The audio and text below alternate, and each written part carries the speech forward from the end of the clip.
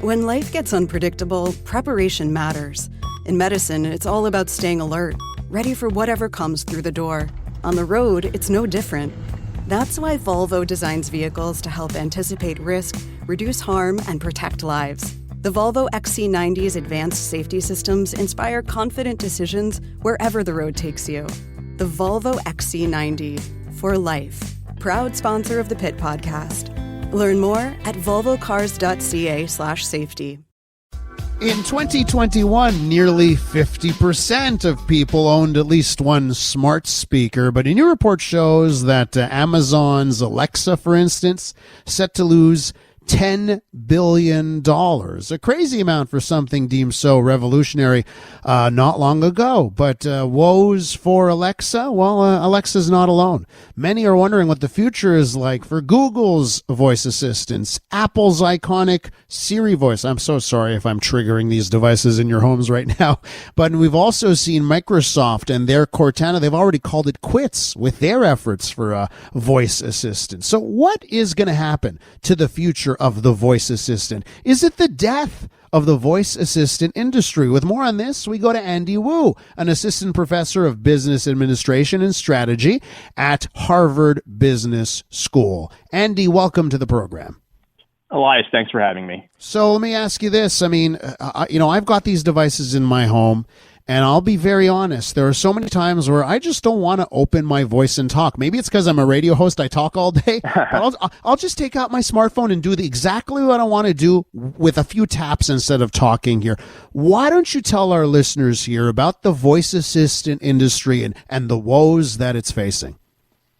Right, Elias. And these smart speakers that we have in our homes are really just the starting point for the future of voice technology. The idea is that there's a broader range of computing that we'll be able to interface with using voice. And you can imagine a number of contexts. For example, when you're driving or you're using a virtual reality device where a keyboard or a touchscreen would be not very easy to use or frankly even dangerous, where voice makes more sense. And the voice assistants are just the starting point. But the hope is that broadly, you could think of the voice as the next generation QWERTY keyboard that's going to pervade computing in all kinds of environments. Now, Andy, I see why a manufacturer of things, there's a business case, right, for these companies to continue on. Like for Apple, let's say, right? They make very expensive devices. They sell those devices at a premium. Well, there's your payoff, right, for developing a voice assistant. But then I look at, Amazon and I look at Google and, they're not necessarily selling expensive devices, right? So I'm looking at the business case to, continue throwing tons of money at these voice assistants. So what is the business case there? So this is really, really tough. And admittedly, the business case today is weak. So for Amazon, in theory, the business case in the short term was that these Alexa devices would drive more sales on the e-commerce platform because people would find it more easy to order things on Amazon. That has not materialized to the degree that Amazon implied or I think expected. For Google, it's actually a little bit different of a narrative. For Google, the voice stuff is really about responding to a threat.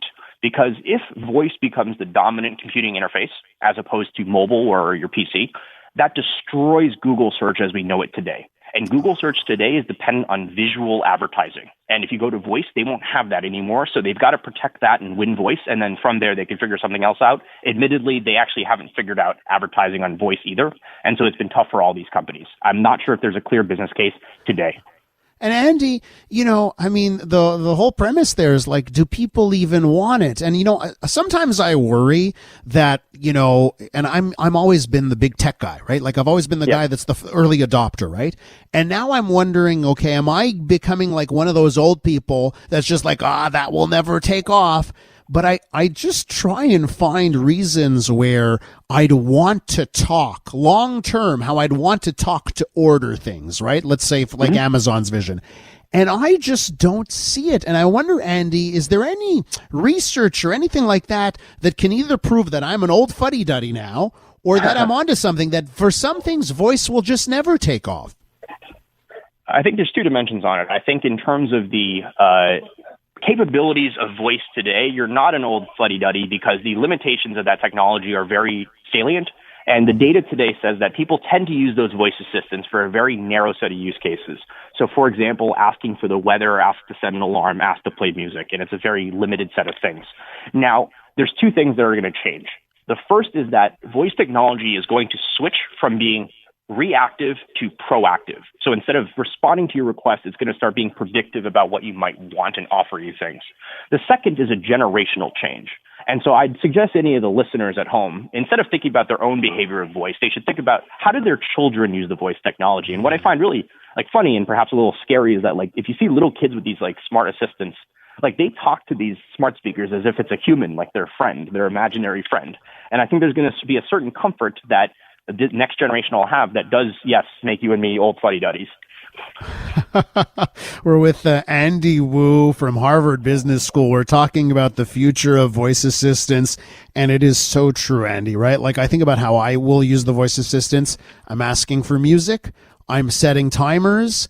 Aside from that, not a lot, right? And I've noticed the same thing. I notice younger people who are so polite to these voice assistants, even when they're so bad at doing simple things, when you give a conditional clause when you say a sentence and it cannot figure it out, and you just get frustrated, So maybe we could talk about is this an arms race, Andy?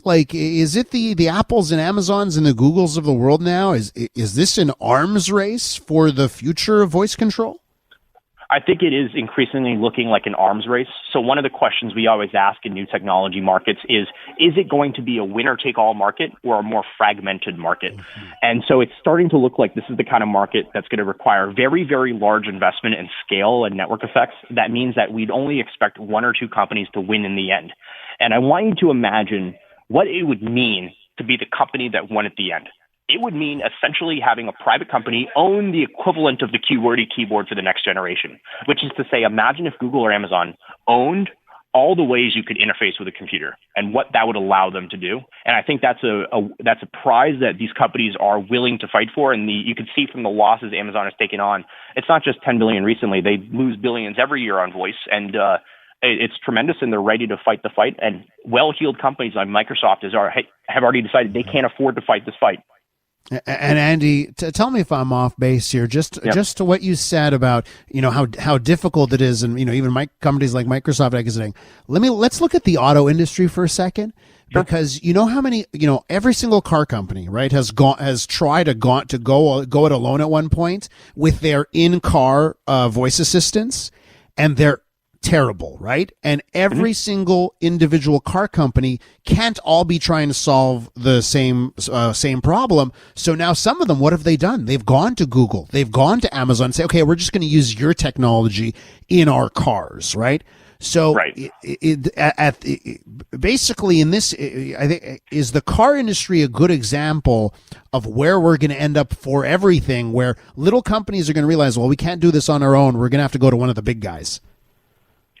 That's absolutely right. Just the amount of investment it takes to build the voice technology as well as subsidize the hardware is tremendous. And really, there's only very few companies at this point, Google and Amazon in the U.S. and North America, that can afford to make that investment. And like you've seen in the auto companies, those auto companies just can't do it themselves. And frankly, in the near term, it looks like even Samsung and Apple can't do it themselves.